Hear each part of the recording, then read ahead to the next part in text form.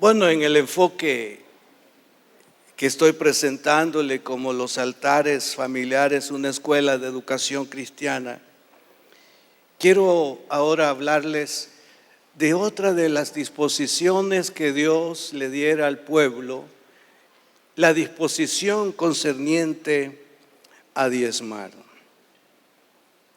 El tema pasado es un tema delicado, es muy difícil presentar. Y que yo recuerde, nunca antes yo lo había presentado, como también el relacionado al incesto. Y este es otro de los temas escabrosos, difíciles de presentar, pero así como hemos tomado ánimo en los anteriores, también venimos con ánimo para hablarles sobre el valor y la importancia de diezmar. La idea principal es: indefectiblemente diezmarás. Vamos a leer del libro de Levítico, capítulo 27, versículo 30 al 34. Y así dice la palabra de Dios: y el diezmo de la tierra, así de la simiente de la tierra como del fruto de los árboles, de Jehová es. Es cosa dedicada a Jehová. Y si alguno quisiere rescatar algo del diezmo, añadirá la quinta parte de su precio por ello. Y todo diezmo de vacas o de ovejas, de todo lo que pasa bajo la vara, el diezmo será consagrado a Jehová. No mirará si es bueno o malo, ni lo cambiará. Y si lo cambiare, tanto él como el que se dio en cambio serán cosas sagradas. No podrán ser rescatados. Estos son los mandamientos que ordenó Jehová a Moisés para los hijos de Israel en el monte Sinaí. Quiero añadir las siguientes palabras de Deuteronomio, capítulo 28, versículo 1 y 2 y versículo 15. Dice así: acontecerá que si oyeres atentamente la voz de Jehová tu Dios, para guardar y poner por obra todos sus mandamientos que yo te prescribo hoy, también Jehová tu Dios te exaltará sobre todas las naciones de la tierra. Y vendrán sobre ti todas estas bendiciones y te alcanzarán si oyeres la voz de Jehová tu Dios. Pero acontecerá, si no oyeres la voz de Jehová tu Dios, para procurar cumplir todos sus mandamientos y sus estatutos que yo te intimo hoy, que vendrán sobre ti todas estas maldiciones y te alcanzarán. Para que usted recuerde una vez más cuáles son las bendiciones y cuáles son las maldiciones, lea todo el capítulo 28 del libro de Deuteronomio. Quizá en la primera lectura algunos de ustedes se preguntarán sobre eso de que lo que pase bajo la vara. Quiero decirles que cuando se iban a presentar los diezmos, en este caso del ganado, había un responsable en extender una vara. Y esa vara está extendida y empezaban a pasar los animales, el primero, el segundo, el tercero, el cuarto, debajo de la vara. Y cuando ya venía el décimo, entonces la vara la bajaban un poco para detener a ese animal. Esa era la décima que correspondía al ministerio. Si ese animal en algún momento se dijera que estaba malo, que estaba enfermo, Dios no lo está rechazando, sino que lo aceptaba así. Sin embargo, si alguien dice: no, yo no voy a darle algo enfermo a Dios, yo voy a escoger algo que esté sano. Entonces viene Dios y dice: ese otro que está sustituyéndolo, pero también el enfermo quedará para el uso sacerdotal. Ahora, sí, en un momento el pueblo mostró que cuando se trataba de dar lo robusto, si tocaba esa primicia o ese décimo y era extremadamente hermoso, entonces algunos buscaban sustituirlo porque era hermoso. Y entonces viene Dios ya a través de los profetas y se queja y le dicen: ¿por qué ustedes apartan lo hermoso para ustedes y buscan lo que está para morir, para traerlo a la casa de Dios? Cuando ustedes se presentan ante funcionarios importantes en la vida social o del gobierno, ustedes buscan el mejor regalo que le pueden brindar. ¿Y por qué no lo hacen de la misma manera conmigo? Fue la queja y la observación del Señor. Y para ilustrarles, algunos de ustedes recuerdan la historia del cerdito. ¿Recuerdan algunos de ustedes la historia del cerdito? Pues para los que no la escucharon, yo era pastor en un cantón aquí por Nueva Concepción, Chalatenango, y un día llegué a visitar a unos hermanos y me dice una hermana: hermano pastor, hermano Orlando, quiero decirle que la chanchita, como le llaman por allá, ¿verdad?, está cargada, ¿verdad? Y ya le dije al Señor que el primer cerdito, chanchito, ¿verdad?, que nazca, que aparezca, es el dedicado al Señor y desde luego es para usted. Y entonces le dije: hermana, Dios la bendiga, ¿verdad?, por su generosidad y su estima a la obra del Señor y su cuidado para conmigo. Entonces había una niña, una hija de esta hermana, era pero inquieta y bueno, hiperactiva. Y ella escuchó lo que dijo la mamá.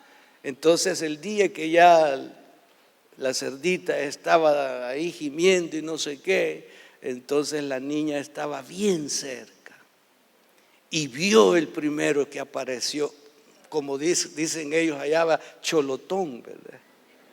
Hermosa la primicia, ¿verdad?, pero un cerdito bello. Pero ella en su corazón sintió que por qué fue el primero ese, ¿verdad? Y entonces el segundo viene casi igual. Bueno, para no hacer larga la historia, apareció el último. Y el último salió quebradito de su, como dicen, de la rabadilla, el animalito así, ¿verdad? Y entonces dijo. Cuando llegué me dijo: ay hermano, me dijo, ya la cerdita ya parió. Y aquí está, me dijo, aquí está la primicia. Lamento, me dijo, que nació ahí un poco enfermo, pero es la primicia. Y llegó la niña, Francisca se llamaba, y me dice: no hermano, me dijo, el primero allá va, mire. Esa es la historia del cerdito. Hermano, de acuerdo a la devoción que nosotros tengamos y de acuerdo al reconocimiento de quién es Él, obraremos justamente. Y eso es lo que Dios establece en estos principios. Veamos entonces en primer lugar el origen del diezmo. La palabra diezmo como tal aparece por primera vez en Génesis 14, cuando Abraham ofrece el diezmo al sacerdote Melquisedec. Sabe que Abraham supo que su sobrino Lot estaba en un conflicto, estaba en un problema. Y entonces él se animó para ir a ver, para ver cómo rescataba a su sobrino. Y él hizo allí una pequeña alianza. Esa algunos dicen que podría haber sido la Primera Guerra Mundial, ¿verdad? Porque él iba con sus aliados y los otros estaban con sus aliados, esas pequeñas comarcas.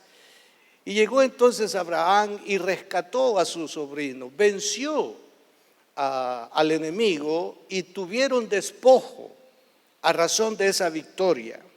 Y cuando él recibe o logra todos esos despojos, se presentó ante el sacerdote Melquisedec, el que tenía el oficio sacerdotal en ese tiempo, y de ese despojo que él había obtenido, dio los diezmos. Y aquí está por primera vez. ¿Quién le enseñó sobre tal principio? No lo sabemos. Pero él abrigó en su corazón este deseo, vamos a decirlo ahora como espirituales, impulsados por el Espíritu Santo, y reconociendo quién era el Señor, entonces vino él y puso en manos de Melquisedec los diezmos. Y dijo entonces, o dice la palabra, entonces Melquisedec, rey de Salem y sacerdote del Dios Altísimo, sacó pan y vino y le bendijo diciendo: bendito sea Abraham del Dios Altísimo, creador de los cielos y la tierra, y bendito sea el Dios Altísimo que entregó tus enemigos en tu mano. Y le dio a Abraham los diezmos de todo. ¿Sabe? Hay tres cosas que Abraham reconoció en ese acto de dar su diezmo. Primero, acepta que la victoria obtenida se debió a la intervención de Dios. Él no está allí diciendo que esa fue por sus capacidades, por sus fuerzas, por su inteligencia. No, él reconoció que era la intervención de Dios. Segundo, reconoce la autoridad sacerdotal de Melquisedec y la validez religiosa de Salem. Ese reconocimiento al sacerdocio y ese reconocimiento al servicio que éste prestaba y al lugar donde él lo prestaba, le motivó a poner los diezmos en las manos del mismo. Y tercero, reconoce su responsabilidad de sostener con el diezmo de sus posesiones al sacerdote y al lugar de adoración. Aquí está este principio: reconocer el valor y la importancia de sostener al sacerdote y al lugar de la adoración. Eso lo motivó y lo llevó a esta acción. Digo, no hay ley, sino que esto fue un principio de gracia, una acción muy personal, porque él buscó la manera de reconocer al Señor y darle gracias. La segunda ocasión que se menciona el diezmo está relacionada no con el advenimiento de la ley, sino 4 siglos antes de la misma. Otra vez es un patriarca quien lo menciona, y es Jacob. Él dijo: y esta piedra que he puesto por señal será casa de Dios, y de todo lo que me dieres, el diezmo apartaré para ti. Note que él está diciendo: de todo lo que me dieres. Y yo quiero ser honesto en eso. No todo el pueblo de Dios ha aprendido a dar los diezmos de todo lo que recibe, sino que nos limitamos al salario que hemos recibido. Pero esa palabra de todo lo que me dieres vino a ser como una decisión muy personal de Jacob y no como una enseñanza para nosotros. Y eso es válido si alguien podría decir eso. Mire, eso fue una decisión de él, pero yo no tengo esa decisión. Es válido de todo, pero él notó que no hay nada que se reciba que no tenga su origen en Dios. Y por esa causa y por esa razón es que él se compromete en devoción diciendo: de todo lo que me dieres, el diezmo apartaré para ti. Esta ocasión, como la anterior, está relacionada en un acto de gracia y no de una imposición o de una ley. Pero el Señor admiró y avaló esa actitud de parte de estos hombres, y ahora sí, Dios le dio carta jurídica al principio del diezmo. Y en un momento, a través de Moisés, otra vez en el capítulo 14, versículo 22 de Deuteronomio, dice el Señor: indefectiblemente diezmarás todo el producto del grano que rindiere tu campo cada año. Leía una posición al respecto y dice que cuando Dios instituyó el diezmo era sobre las cosas agrícolas, y que en ningún momento se menciona dinero, sino que esto tenía que ver con la agricultura, pero no con la industria, sino la agricultura. Y yo me quedé sorprendido, porque en ese caso, lo que hoy nosotros conocemos como iglesia que ya tiene tiempo de estar funcionando, no hubiese llegado a la altura, porque no todos los países se mantienen en ese aspecto de la agricultura. Si en algunas naciones eso está desapareciendo y ahora se está industrializando y ahora no se mueve tanto, digamos, el grano, sino que es el dinero. Yo me quedé en verdad sorprendido, pero todo esto tiene que ver, hermanos, con la dureza del corazón de las personas, y lo que buscaremos con la ayuda de Dios es que usted y yo podamos ser dóciles y flexibles a la enseñanza de Dios. Naturalmente, esto será un acto muy voluntario de cada uno de ustedes que me escuchan hoy. Pero debo de decirle que se establece como principio, primero, para aprender a reverenciar su nombre. Quiere decir que cuando usted damos nuestros diezmos, lo que estamos haciendo con ello es reverenciando el nombre del Señor. Dice, para que aprendas a temer a Jehová tu Dios todos los días. Cuando usted y yo aparecemos con nuestros diezmos, lo que estamos haciendo es reverenciando el nombre del Señor. Por otro lado, para ser reconocido como Señor y dueño de todo.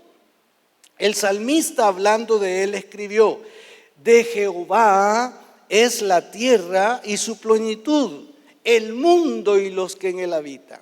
No hay nada, hermano, que nos pertenezca a nosotros en lo absoluto. Todo lo que hoy poseemos es algo que Él nos ha prestado para que nosotros funcionemos en la vida. Pero en un momento tenemos que reconocer que el dueño de todo está sentado en su trono alto y sublime. Nosotros solamente somos inquilinos. Y como inquilinos tenemos que pagar a Dios el tributo. Y el tributo en este caso es el diezmo. Y ofrendar con gratitud por la abundancia de su providencia. Además, escuche las siguientes palabras. Si yo tuviese hambre, no te lo diría a ti, porque mío es el mundo y su plenitud. O sea, él está diciendo, no. En el caso directo, ustedes no se preocupen. Y por otro lado, a través del tiempo, Él ha mostrado su amor y su propósito salvífico, que a pesar de la infidelidad de algunos a través de la historia en lo relacionado al diezmo, el Señor ha continuado su proyecto de salvación. Y hoy podemos nosotros decir gracias, Señor, por aquellos en el pasado que fueron fieles con sus diezmos y sus ofrendas para que el mensaje del Evangelio llegara a mi vida, y a causa de ello ahora yo soy salvo. Porque tiene que haber una inversión para ello, y eso lo entendió la iglesia. Así que el Señor no es el que tiene hambre, todo le pertenece, pero está como llamando la atención de cómo es que nosotros lo consideramos como el Señor, lo consideramos como el dueño de todo. Entonces, de lo que nosotros recibimos, de eso tenemos que dar lo que Él nos pide. El rey David lo comprendió cabalmente cuando dijo: porque ¿quién soy yo y quién es mi pueblo para que pudiésemos ofrecer? Me encanta la frase, voluntariamente. Y eso es lo que Dios quiere de nosotros, que lo hagamos por voluntad, no por una imposición, sino por voluntad. Él tiene una voluntad excesiva para el bien de cada uno de nosotros. Entonces ahora Él espera la reciprocidad, que en nosotros haya voluntad, pues todo es tuyo y de lo recibido de tu mano te damos. Además, se establece como parte de su honra. Proverbios 3:9 dice: honra a Jehová con tus bienes y con las primicias de todos tus frutos. Escuchen lo siguiente: se establece como una oportunidad para ser bendecidos.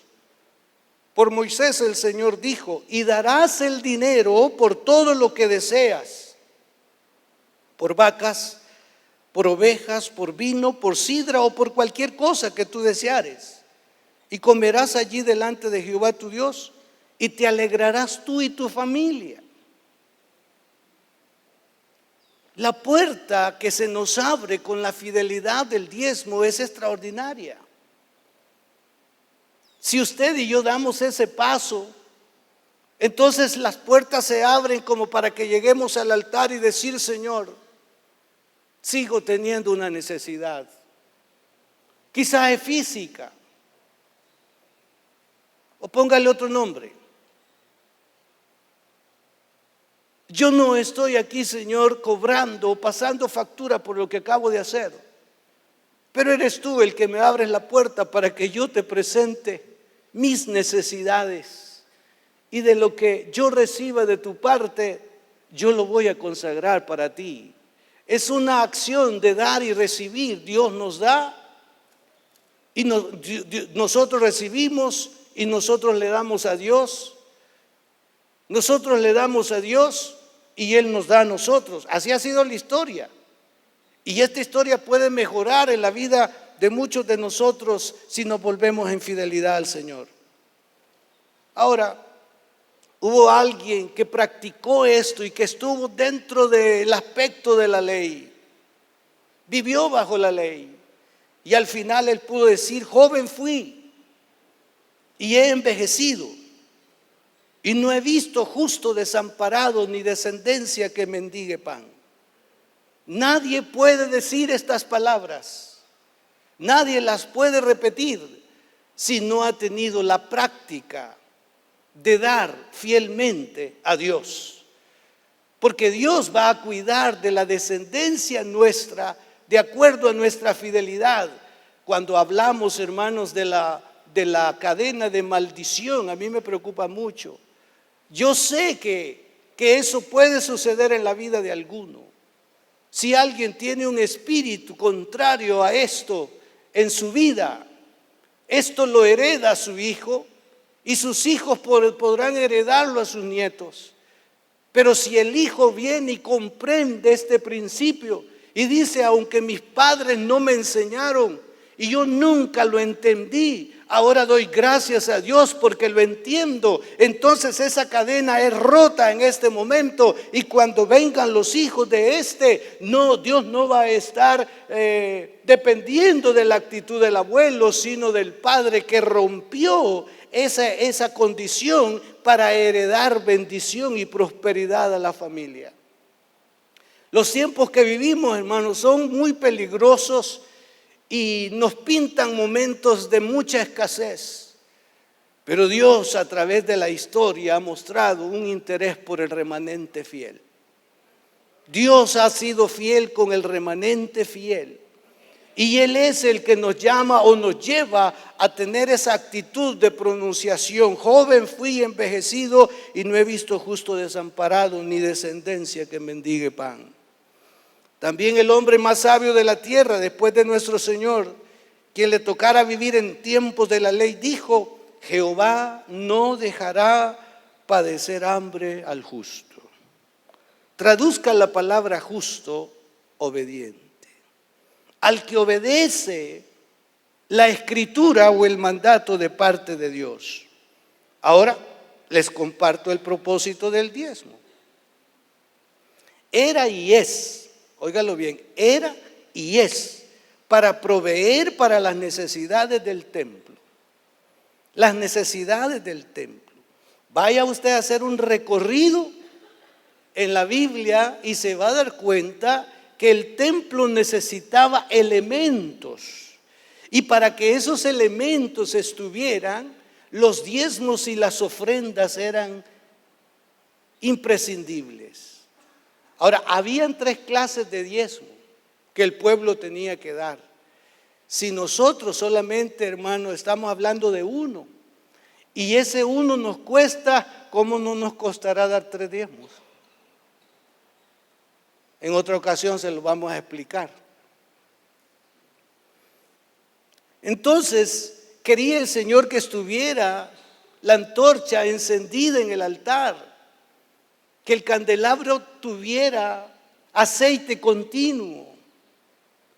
Entonces, ¿quiénes iban a proveer todos esos recursos y esos elementos? Los iba a cubrir el pueblo a través de sus diezmos y de sus ofrendas. Entonces, esto incluye hoy tener disponibilidad para difundir el mensaje del Evangelio por todo el mundo.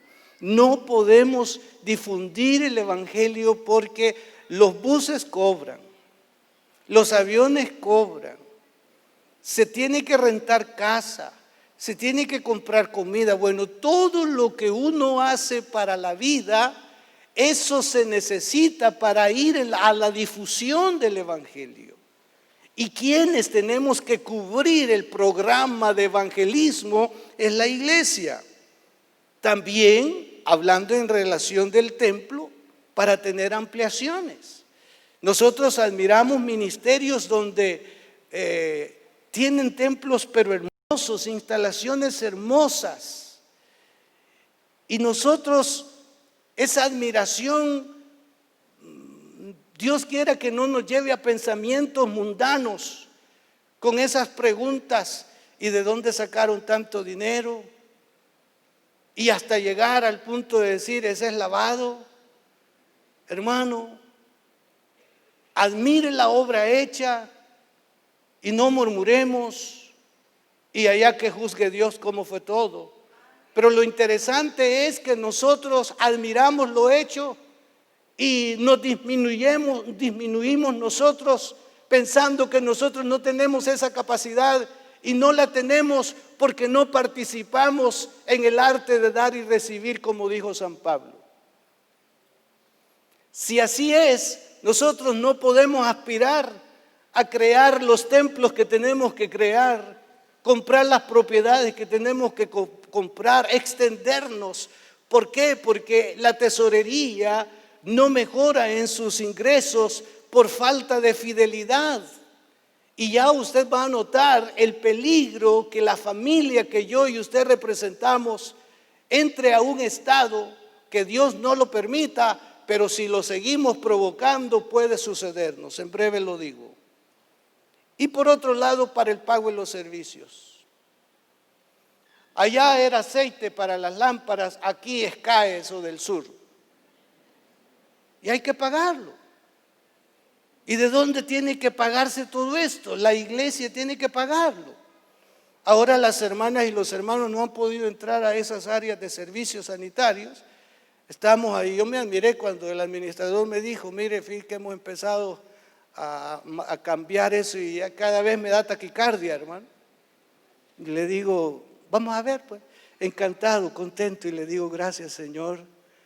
Porque alguien dijo: muéstrame tus baños y te mostraré la clase de iglesia que somos. Y a mí me dolió una vez que escuché eso. Entonces, hermano, estamos haciendo este trabajo inicialmente, mejorando esas áreas, o renovándola, y después vamos hacia las de arriba. Pero ¿de dónde sale eso? Es de los diezmos y de las ofrendas que la iglesia a ustedes entregan.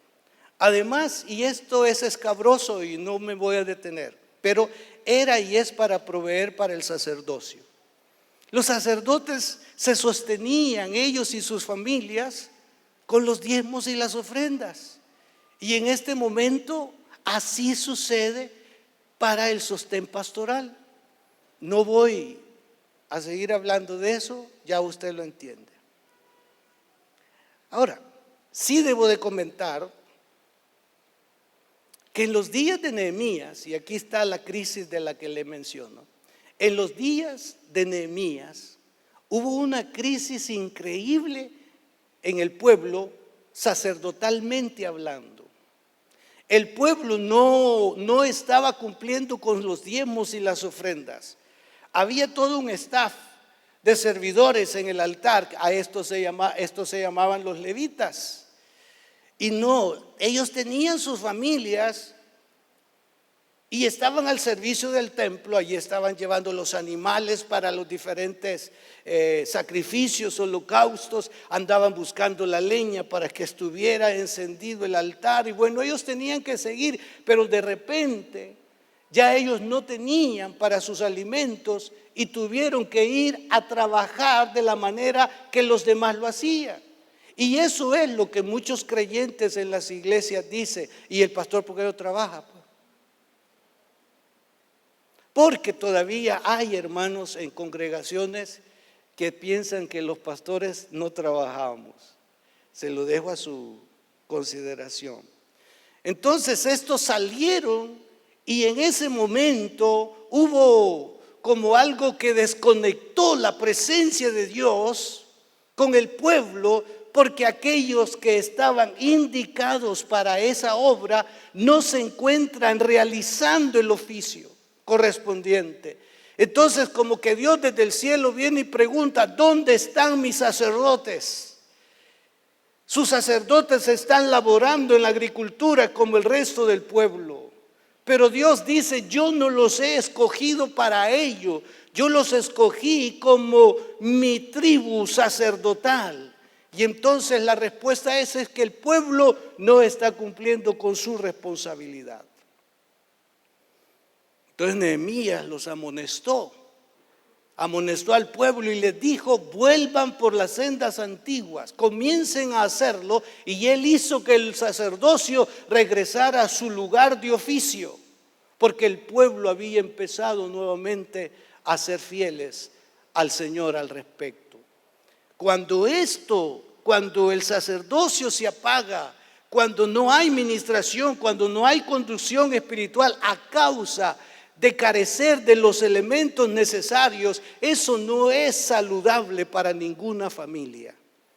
Y yo no estoy aquí profiriendo ni una cosa contraria contra ustedes, valga. Mi deseo más es que ustedes y yo aprendamos a temer al Señor, aprendamos a obedecer al Señor, porque la obediencia es la llave de la bendición. La obediencia es la llave para todos los beneficios que el Señor tiene para nosotros. Y esta parte puede ser que nosotros seamos obedientes en otras cosas. No es que Dios nos diga: obedece aquí, te felicito y dejo pasar la desobediencia. No, Dios quiere que seamos integrales al respecto.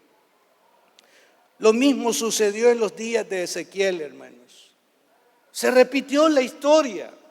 El pueblo fue el que dejó de llevar los diezmos y las ofrendas. Y desde ese momento los sacerdotes no estaban cumpliendo. Preguntó el rey: ¿qué pasa aquí? ¿Dónde están los sacerdotes?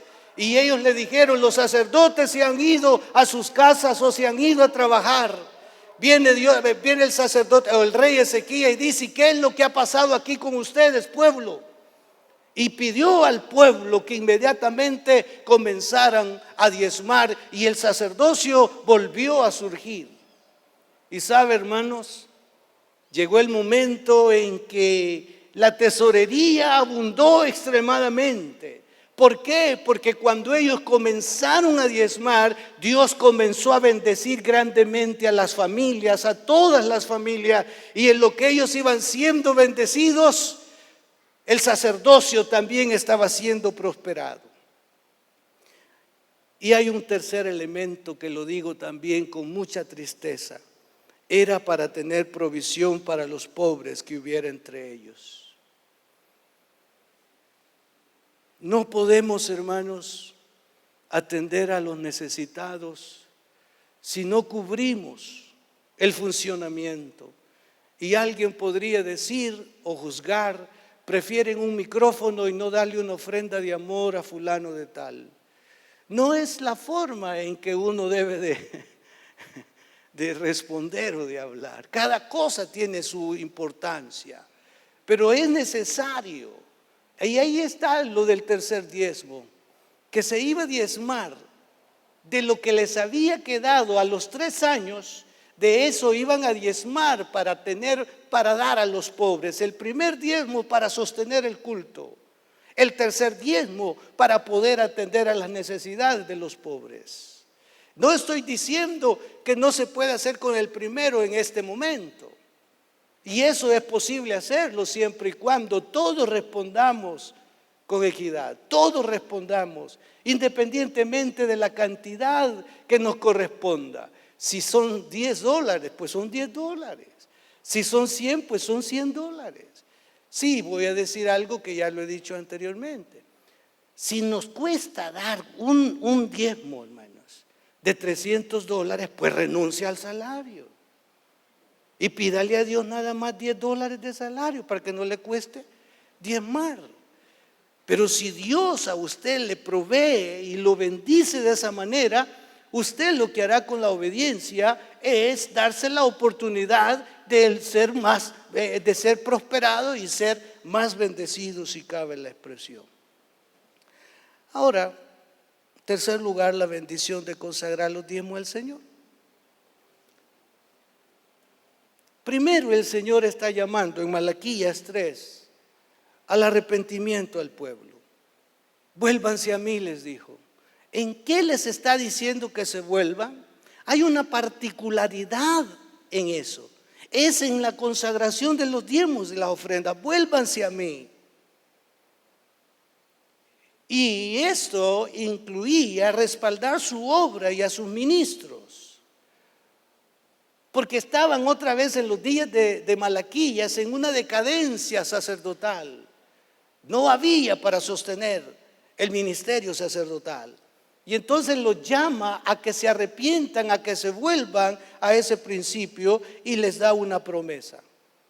Os abriré las ventanas de los cielos y derramaré sobre todos vosotros bendición hasta que sobreabunde. Cuando Dios nos ratifica sus promesas, es justo que le repitamos las nuestras.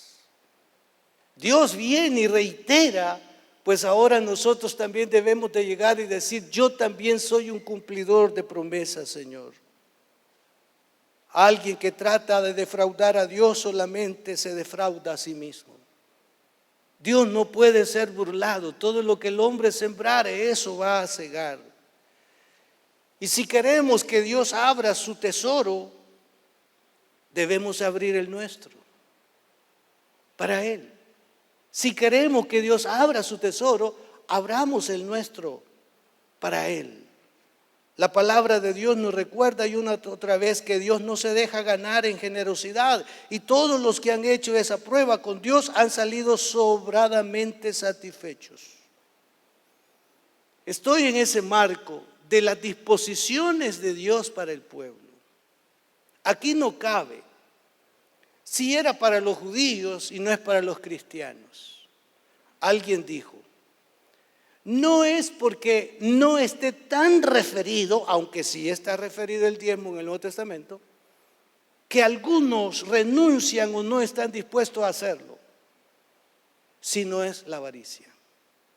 No es porque no esté en el Nuevo Testamento, sino es por la avaricia que algunos no ofrendan ni diezman para el Señor.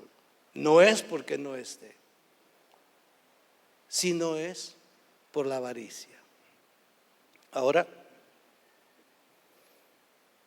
diezmar en la obra de Dios no es una ordenanza legalista, sino una oportunidad hermosa para servir a Dios y a los santos.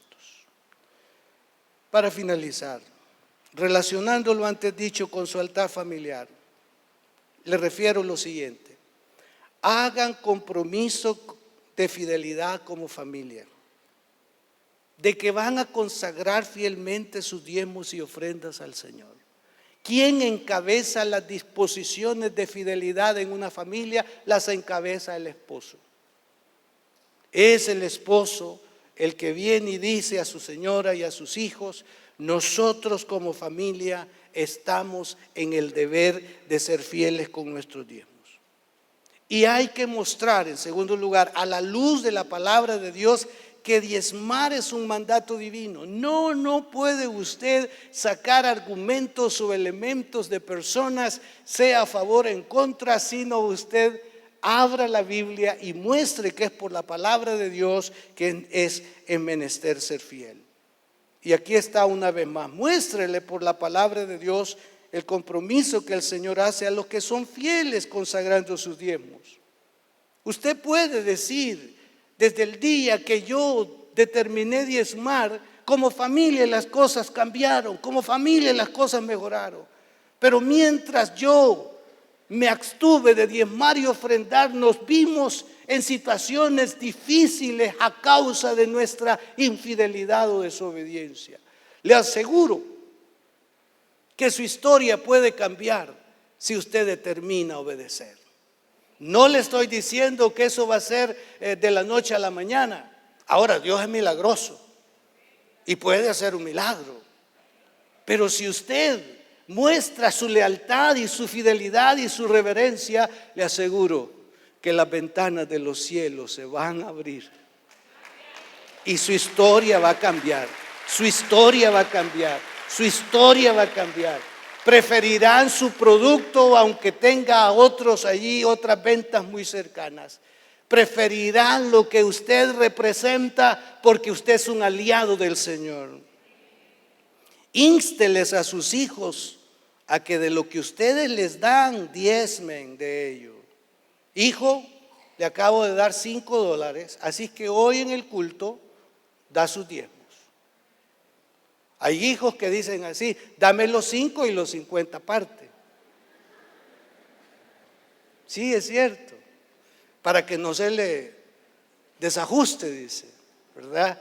Entonces, usted enséñele, pero si usted quiere, digamos, ser más impositivo para que él aprenda, solo dele 4.50. No que no son 5, pues ya estoy descontando los diezmos que vamos a poner en la iglesia. Usted tiene que enseñarle a su hijo. ¿Quiere usted prosperidad para su hijo? Enséñele. Sí, hermano. Yo les conté de David Orlando: papá Lando, si yo tengo 10, ¿cuánto voy a prestarle a Dios? Y yo entendí que era el diezmo. 1 le dije.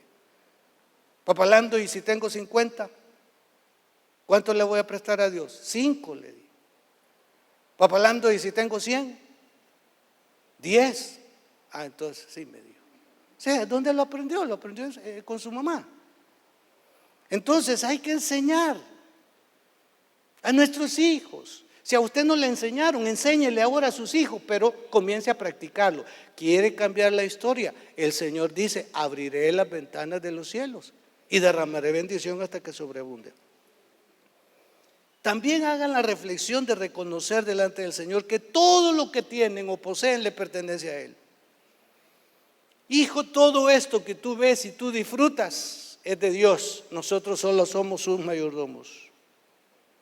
Y ahí en su altar haga una oración a favor de la congregación, diciendo: Señor, bendice a nuestra congregación, suple para sus necesidades a todas las familias y abre las ventanas de los cielos hasta que sobreabunde. Hermanos, no se trata de nosotros, se trata de Él. Y cuando nosotros pensamos en Él, las cosas van a ser diferentes. Que Dios los bendiga y aprovechen la oportunidad de diezmar y de ofrendar generosa y voluntariamente a esta hora. Dios los bendiga.